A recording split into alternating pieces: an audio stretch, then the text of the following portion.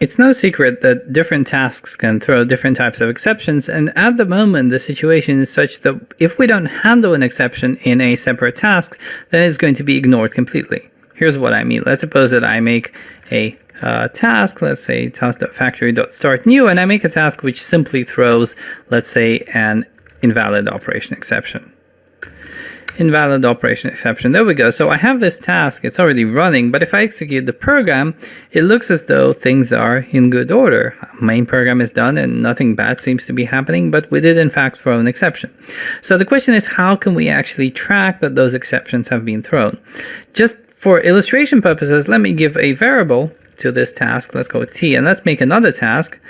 I'll just copy this entire thing. So we'll have another task which throws a different exception. So we're going to have t2, which throws an access violation exception. So in both of these cases, I might want to have some message. Like in this case, I will say can't do this, and I'll provide the source to be t, so we know where the exception comes from. And similarly here, I will say can't access this, and I'll provide the source to be t2.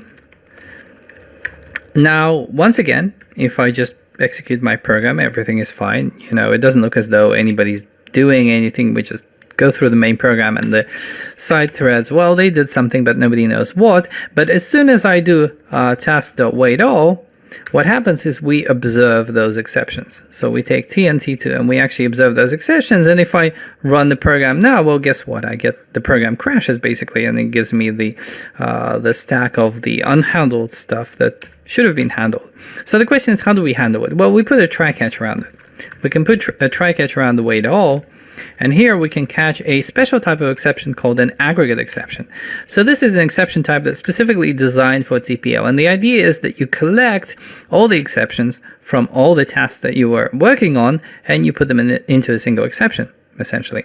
So one of the ways of handling this exception is I can go through each of the inner exceptions, because A has inner exceptions, and I can actually report on them.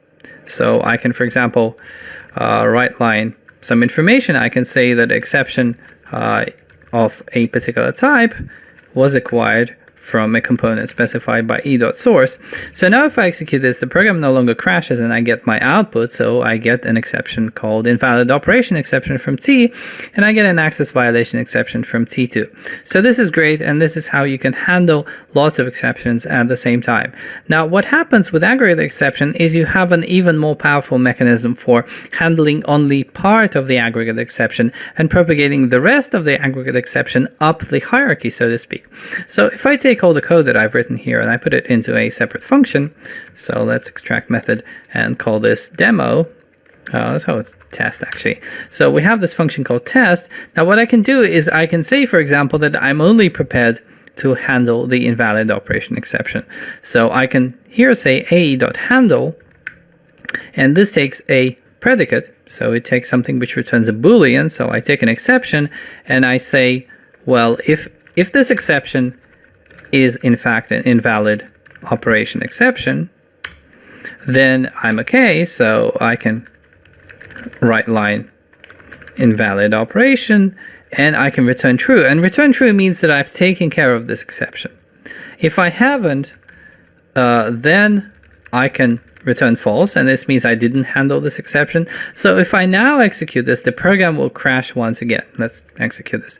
You can see that the program has crashed with the aggregate exception, because even though it seems as though we caught the entire set of exceptions, what we did is we explicitly specified that we're only prepared to handle the invalid operation exception, and the other operation exception got propagated up the stack inside an aggregate exception, which means that I can take this invocation of test, I can surround it once again with a try-catch block where I catch an aggregate exception, once again calling it AE, and here what I can do is I can say, well, okay, so we've handled the invalid operation exception, but we didn't handle the other exceptions. So here I can, for example, state that for each exception in a.inner exceptions, I can once again print something out. So I can, for example, say handled elsewhere and get get